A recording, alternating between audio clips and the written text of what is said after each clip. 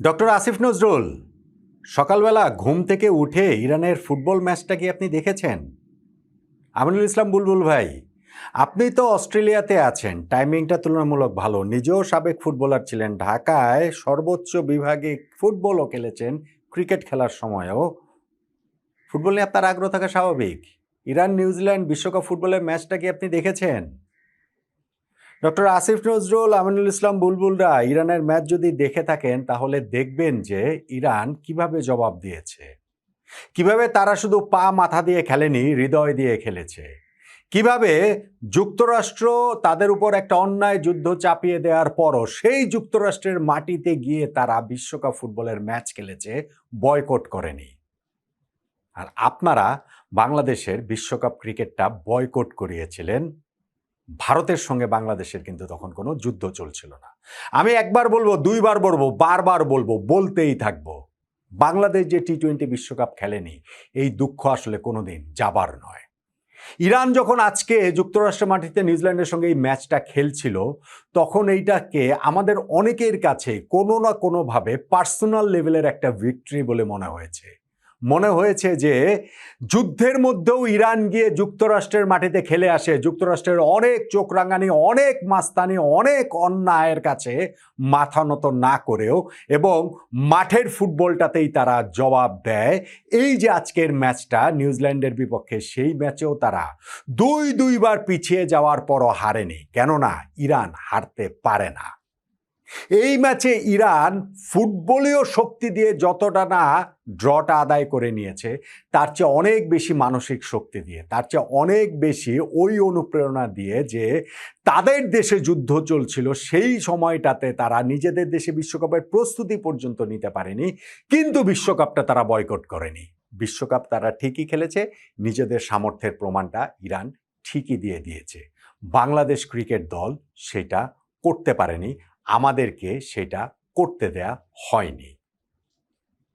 Iran New Zealand এই ম্যাচটার দিকে আসলে খুব করে তাকিয়েছিলাম। বিশ্বকাপে ইরানের প্রথম ম্যাচ, তারা কেমন খেলবে, আপনি যদি হিসাব করেন এই গ্রুপ থেকে তাদের গ্রুপ চ্যাম্পিয়ন রানার্স আপ হওয়ার চান্সটা আসলে খুবই কম। বেলজিয়াম আর মিশর এই গ্রুপের ফেভারিট, ওই দুইটা দল যখন ড্র করেছে, ইরানের সামনে সুযোগ কিন্তু এসেছিল যে গ্রুপে আর্লি লিডটা নেওয়ার, এগিয়ে যাওয়ার। নিউজিল্যান্ডই তো তুলনামূলক বাকি তিনটা দলের মধ্যে ইরানের জন্য তুলনামূলক সহজ।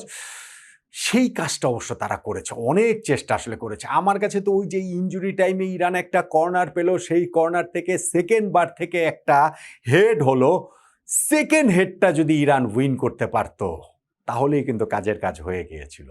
সেই জিনিসটা তারা আসলে পারেনি। কিন্তু যেই স্পিরিটটা তারা দেখিয়েছে, যেই লড়াই তারা আজকে মাঠটাতে দেখেছে, যেভাবে হার না মানা মানসিকতাটা দেখিয়েছে, এইটাই আসলে ইরানিদের সামারাইজ করে সবচেয়ে ভালোভাবে। তুমুল এন্টারটেইনিং একটা ম্যাচ হয়েছে। নিউজিল্যান্ড শুরুতেই 7 মিনিটের মাথায় গোল দিয়ে এগিয়ে গেছে এবং সেইটাও দারুণ একটা টিম মুভে, জাস্ট একটা ব্রিলিয়ান্ট গোল করেছেন।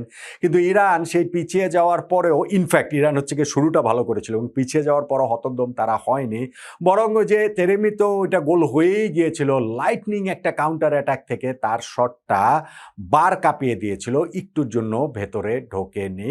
কিন্তু ঠিকই তারা গোলটা পেয়ে যায় 32 মিনিটের সময়, যখন রামিন ওই আরও একটা টিম মুভ যেটা তিনি স্টার্ট করেছিলেন এবং রানটা কন্টিনিউ করেছেন, ডি বক্সের মধ্যে যে ফরওয়ার্ড যেইভাবে একটা একটুখানি স্পেস তৈরি করেছিলেন, কিকটা তিনি করতে পারেননি, কিন্তু ওই যে রান কন্টিনিউ করেছিলেন রামিন, এবং তিনি ঠিকই টোপকের মাধ্যমে ইরানকে বিশ্বকাপে প্রথম গোল এনে দেয়, নিউজিল্যান্ডের বিপক্ষে সমতায় ফিরিয়ে দেয়। সেকেন্ড হাফটাও হচ্ছে গিয়ে ইরানের ডোমিনেট করেছে, ইরান আসলে বেশি করে, ওইটা বলতে হবে। যদিও আবারও এগিয়ে গিয়েছিল নিউজিল্যান্ড, আবারও একটা ব্রিলিয়ান্ট টিম গোলে। আমার কাছে তো মনে হচ্ছে এই ওয়ার্ল্ড কাপের one of the best team goal. তারা মিডফিল্ডে বলটা কেড়ে নিয়ে কয়েকটা পাসে সিল্কি একটা মুভের ফিনিশিংটাতে, সেই জাস্ট একটা তাকে যেইভাবে জায়গাটা করে দেওয়া হয়েছিল এবং যেইভাবে তাকে লে অফটা করে দেওয়া হয়েছিল, সেটার ফিনিশিংটা দিয়ে তিনি তার যথার্থ মূল্যটা দেন। কিন্তু ইরান দ্বিতীয়বার পিছিয়ে পড়ার পরও হতোদ্যম হয়নি, বরং তারাও যে মিনিট 10 পরে 64 মিনিটের সময় যে গোলটা করেছে, সেইটাও আসলে বাঁধিয়ে রাখার মতো। প্রথমে লেফট সাইড থেকে একটা ক্রসফিল্ড পাস, ব্রিলিয়ান্ট পাস, সেই রামিনের কাছে যাওয়া, তারপরে তিনি একটা ক্রস করলেন, সেইটা একটা অসাধারণ ক্রস বক্সের মধ্যে, আর তাতে যেই হেডটা হলো, একেবারে পারফেক্ট হেড, পারফেক্টলি সেইটা হচ্ছে গিয়ে জালের ঠিকানায় পৌঁছে গেল। ইরান কিন্তু ম্যাচে দ্বিতীয়বারের মতো সমতা ফেরালেন। তারপরেও হচ্ছে কি ইরানিরা চেষ্টা করেছিলেন উইনিং গোলটা আদায় করে নেওয়ার। বারবার তারা এইখানটাতে এই নিউজিল্যান্ডের ডিফেন্সে আঘাত এনেছিলেন, কিন্তু ওই গোলটা আর উইনিং গোলটা আর তারা পায়নি। এবং যেটা আমি বললাম যে সেই ইনজুরি সময়ে গিয়ে যে আক্ষেপটা, যে যদি সেকেন্ড হেডারটা তারা অন করতে পারতেন তাহলে হয়তোবা রেজাল্টটা অন্যরকম হলেও হতে পারত।